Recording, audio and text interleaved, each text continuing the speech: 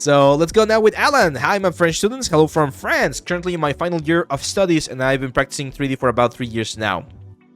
Let's take a look. Not very focused on characters, but it reflects my interest in progression in this field. You're doing this in Canva. This is the first time someone has shown me a Canva portfolio. Interesting. Game Lightning. Okay. Reference. Call of Duty. Dauntless. Okay. Spotlight. Real time. So this is not the kind of stuff that I would like to see on a portfolio, to be honest. Because you're not really telling me anything.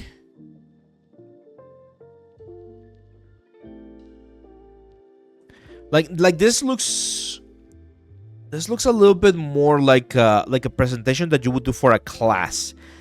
I like what you're doing here. Like, you're definitely improving the light information. I like it, but even this one, I don't think it looks like amazing compared to what we can get in modern engines, to be honest. Let's take a look at some of this. Medieval weapons. Yeah, simple assets, man. We've talked about this. Very, very simple assets. This showed me that you're not using sculpting, and the textures, not great. The colors, too like burnt, too contrasty. Yeah, you're just modeling this. These are just box models. It's not gonna cut it. Box modeling is definitely not gonna cut it.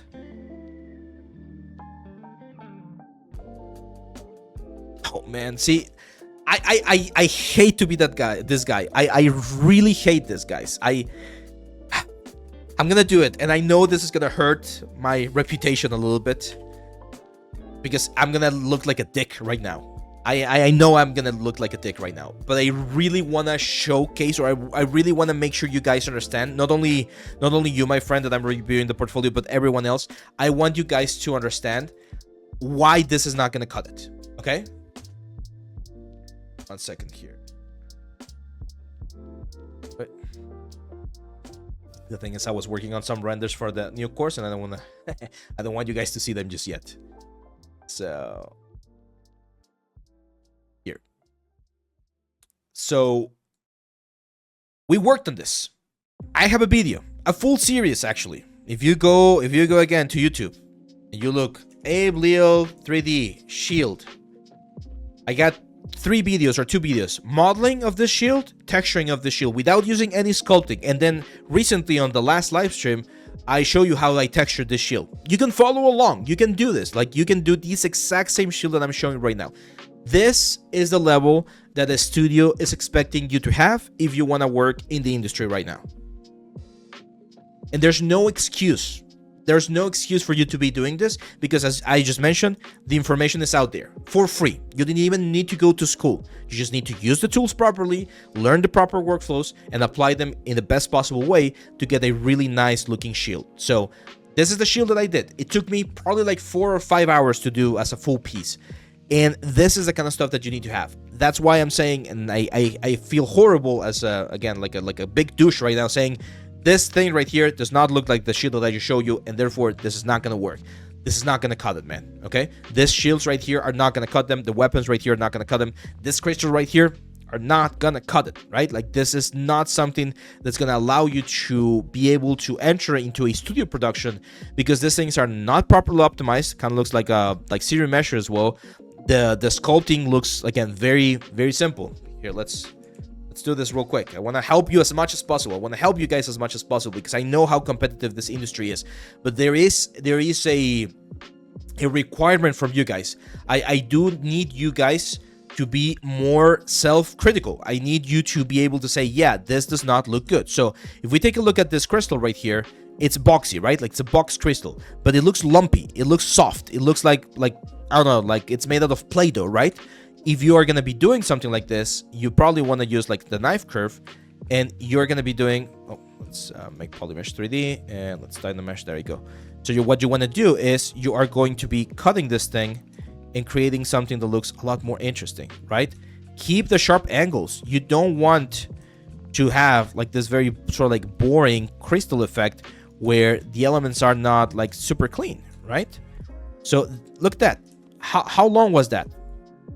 I guess 2 minutes at most, right? 30 seconds at most. Like, it's just, that's it. That's my crystal right there. And then if I want to like make this even better, I can grab something like a trim dynamic, for instance, and I can start adding those like hits, right? Like breaking up some of these angles a little bit more.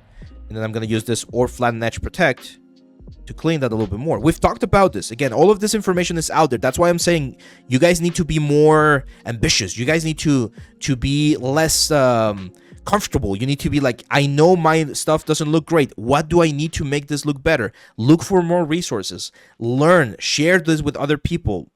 Ask in forums like, hey guys, what do you think about this? Because I'm not the only one that's going to be telling you that. A lot of people are going to be like, yeah, your stuff looks very soft. It looks very mechanical. It doesn't look as clean as you need it to look, right? So this is the kind of stuff that you want to be sharing with other people.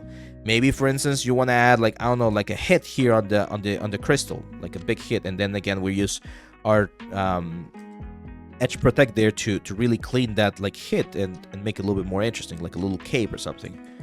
I don't know, like there are things that you can do, right? And the important thing here is don't stick with just the basic stuff. Go beyond, learn the skills, polish, explore, try it out. It's not gonna work at first maybe, but after a couple of tries, things are gonna be better, things are gonna look better. And if you don't have that, again, like that ambition, that thirst, oh man, this is not the industry for you. And I'm sorry to say this. If you do not have the ambition to go learn, improve, fail, learn again, fail again, improve again, this is not the industry for you. And I strongly encourage you to switch careers before you find yourself like looking for a job after like 5, 6, 7 years and not being able to find anything. So be very mindful that art requires a sort of madness. You do need to be a little bit crazy to be pursuing this career, because we are obsessive about what we do. We want to like really push the stuff to the limits, and once we do that, we look for new limits. It's what our motto says, right? Always learning, always improving. That's the kind of stuff that you want to be pursuing. If you don't have that drive, if after you just heard what I just said, you're like, no, I'm not that crazy, that's fine. Believe me, you're gonna find something else in life that you're gonna feel that passionate about.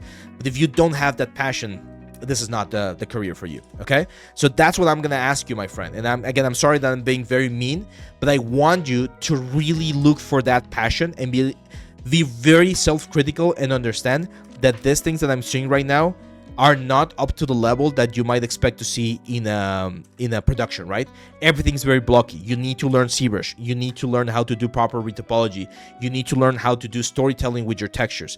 That's the kind of stuff that's missing here. This is a lot of information. Look at this, like more than 50 slides. But even though we have a lot of slides right here, we're not seeing the kind of stuff that I need to see for this to be usable at a high level in the industry. Now, does that mean that you don't have the necessary skills? No, don't take this the wrong way. I'm not saying you suck. I'm not saying that this sucks completely. Like this stuff that I'm doing right here, this is perfectly fine for, again, for like some indie productions. You can find some work on some indie production. Actually, let me show you something. This one actually looks quite nice.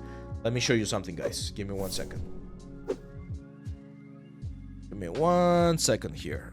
1 second. So I'm gonna show you one of the assets that one of my interns is working on right now, so that you see the kind of like level or the kind of like expectations that I have. Like, I understand that as a junior artist, not everyone is gonna have like the amazing skills that we would love for everyone to have, right? Like it's normal. It's normal. What happened here? So this right here is an asset that she's working on right now. And as you can see, it's a simple asset. I know I normally say don't do simple assets for your portfolio, but this is one of those simple assets that we actually need for the project. So yes, there's like, of course, modeling, proper UVs, proper everything. But this is the kind of stuff that I expect my junior artists to be able to do. Like, I want to be able to give them the concept and be like, hey, just do this. And I can go keep doing my stuff for a couple of hours, come back, and I'll see, and it's like, awesome, yeah, this is exactly what I need. Because now I can take this and I can go in with like the, I know it sounds like, I don't know, I always hate using this term, but I'm gonna go in here with the expert hand and I'm gonna start like painting things around and like improving elements, changing some values, again, working with the storytelling side of things.